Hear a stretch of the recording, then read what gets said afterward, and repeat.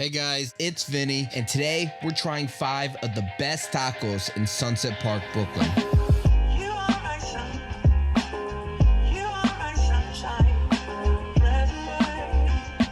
What's up, world? I hope you're hungry. You know, it's kind of been a while since I've gone on a proper taco crawl, which is a shame because I live so close to Sunset Park, which is where you can get some of the best tacos anywhere in Brooklyn. So that's where I'm headed right now.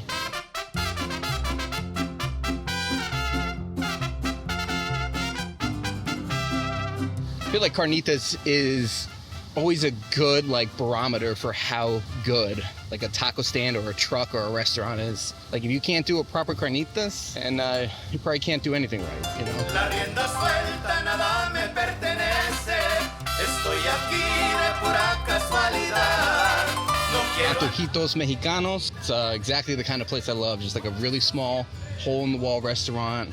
You know, it's there for the community, for the people. Music blasting. Everybody in there is from the neighborhood.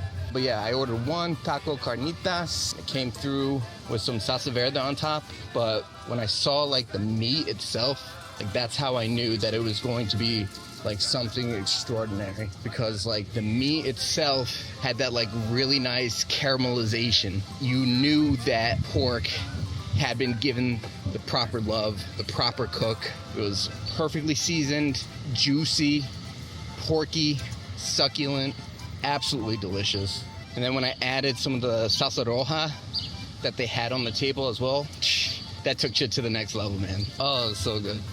Thoroughly enjoyed that taco, man. If I had to have one critique, it's the same critique that I have for a lot of Mexican joints here in New York. And it's that I don't know if the taco was store-bought, not homemade. And if it was homemade, handmade, they need to give it more of a cook on the plancha to get those lovely little burnt bits that make a really proper handmade taco, just so good.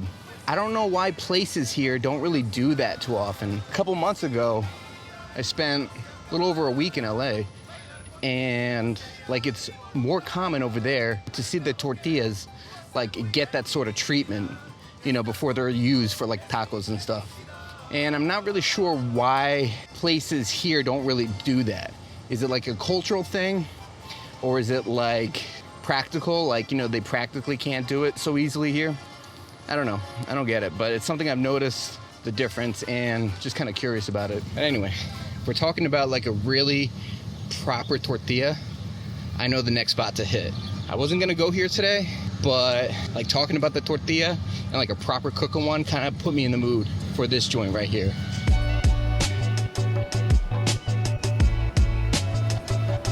This is another one I've been to more recently on this one because I remember it quite well. In particular, for the tortillas, which I absolutely love. They kind of reminded me of the tortillas my abuela or abuelo would make growing up, you know? So there's a certain flavor, certain bite to them. And I'm craving that right now, so I'm gonna get some of that. Hola.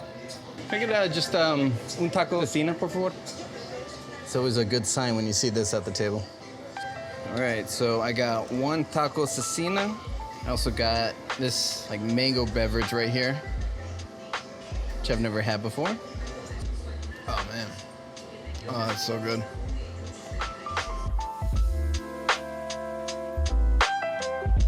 Yeah man, it's just like I remember. See that? Beautiful tortillas, absolutely gorgeous. Clearly handmade tortilla. See how you see those little darker spots? That right there is the hallmark of quality. Properly homemade tortilla. The cecina itself actually looks really good. It doesn't look like your run-of-the-mill cecina that you get from the bodega around the corner. This looks like next-level cecina. The meat looks freshly cooked, it's juicy, fatty. Yes. Beautiful, beautiful taco. So it's good.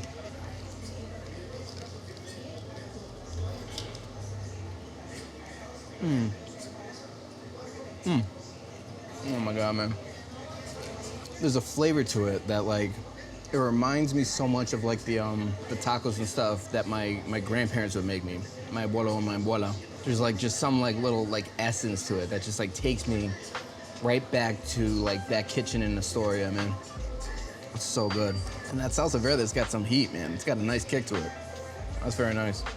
Really is a beautiful taco. Beautiful taco. Mmm. Oh. So glad I decided to come here today. It's a truly, like, underrated spot in this neighborhood. It's so good. I gotta admit, like, I got a little scared, too, for a second, because, like, I'm the only one here, first of all. And the cook, it took a while for, like, one taco, so I was, like, getting a little nervous, but it was well worth the wait, because it was clearly made with love, man. It tastes incredible. It's the kind of place that can just, like, completely turn your mood around, you know? I really wish more places, like, here in New York, would cook their tortillas like this, you know? It makes, like, such a tremendous difference. Spot number 2, done. Oh, man, what a great taco. The thing about what I do is it never gets easy. You know, you would think 3 years in to Vinny Eat World that at some point it would get comfortable to film out in public like this. It never does. Every time it's like the first time all over again. I feel nervous, I stutter, I sweat like a maniac. This next spot, I don't even know if they'll be there. I'm hoping they're there. They've been kind of like inconsistent, but I have had them like several times in the past. And it is like this like little taco cart with a single trompo, and it has some of the best al pastor tacos you'll find anywhere. But yeah, like I suspected, they're actually not there right now, but there is a truck there. There is a truck at the spot where they're usually posted up at. And I do see a trompo. So that gets me excited. So we're here. Might as well try it out, right? A new spot for me. Kind of curious about this because it's like a no-name truck. Like I don't see any sign that says like what their name is. There's no indication of what they have other than the fact that they have a trompo in the window and they're in Sunset Park. Hey, what's up, man? Un taco al pastor, por favor? I'm a simple man. I see trompo, I get some al pastor, man. I gotta say, they got a sign for this, like, al pastor quesadilla. That shit looks proper, too.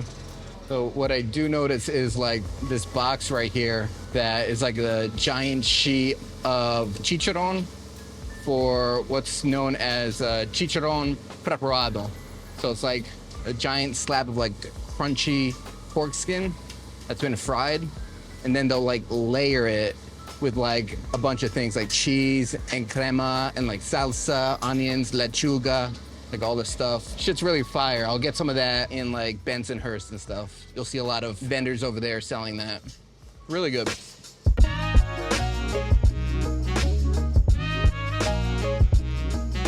You know you're eating on the street when you're dodging like a trash can and like a random ass sink and the sound of a generator in like one moment. That's how we do it, man. I mean, first impressions, I mean, the al pastor looks proper. You know, it's got the right color. Pineapple chunks on top look beautiful. And they immediately, you know, asked if I wanted some salsa to put on top. Of course, I'm gonna say yes to that. So I threw some of the salsa verde on there. And this looks proper, man. Even the tortillas, too, themselves look like they got like a nice cook to them. Very nice. Juicy. So the juice coming off of there? All right. So it was good, down the hatch.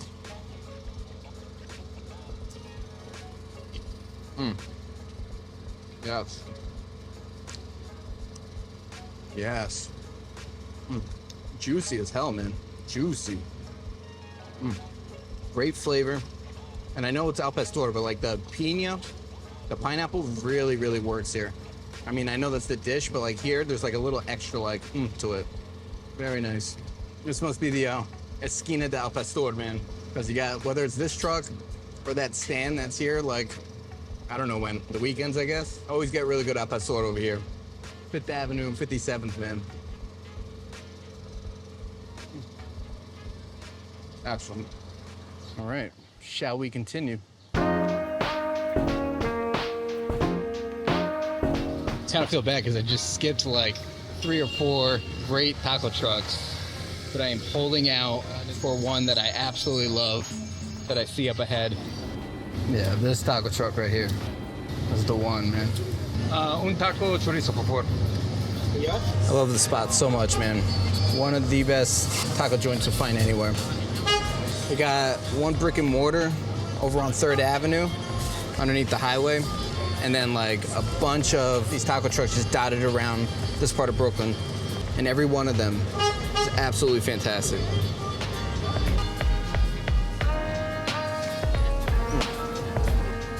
So good, man.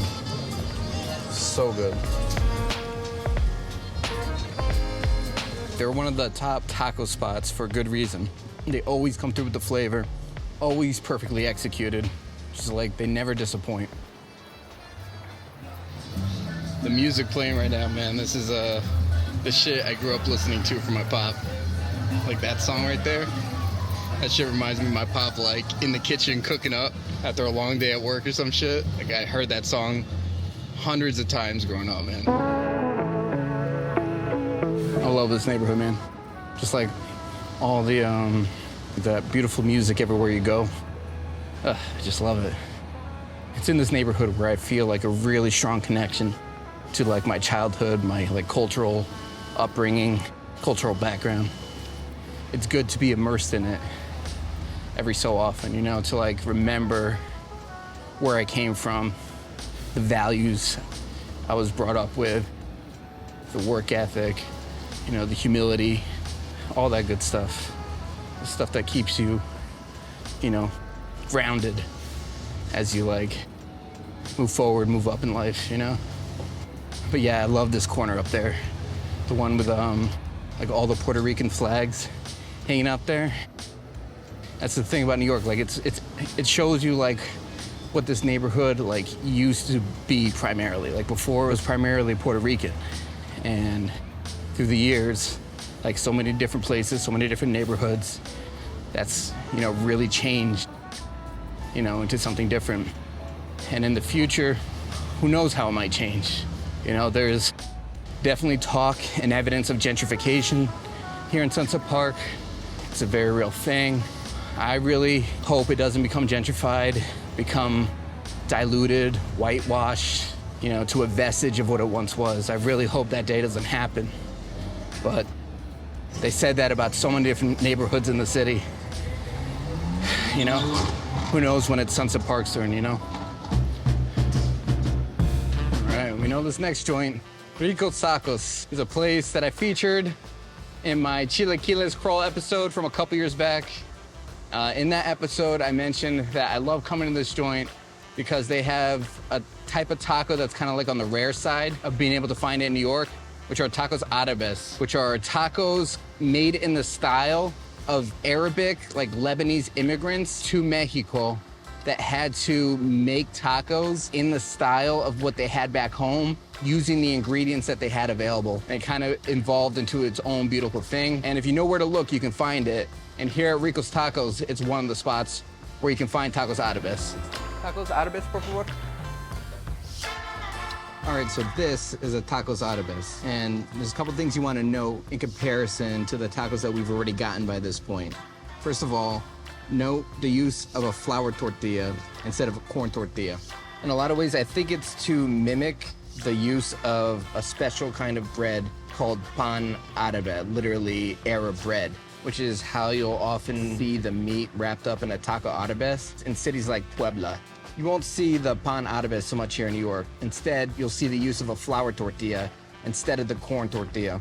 There's like a certain aroma to the meat itself as well. It's like distinctly like tangy almost. And the meat itself is like very similar to like you'd see like Middle Eastern style shaved meat that you'll find in a lot of dishes over there. Very good. Excellent version of this rare dish. You won't find this dish in a lot of places, even in Mexican neighborhoods. You really kind of gotta like look for it. But when you do, it's a real like gem that you stumbled upon because it truly is like unique and very, very delicious. I love Sunset Park, man. Such a great neighborhood. All right, guys. Well, I think that's it for my little taco crawl. I hope you enjoyed. Hope you saw some things that look really good. And I hope you get a chance to come to Sunset Park to try some of these places for yourself. Until then, stay hungry. I'll see you on the next one. Bye.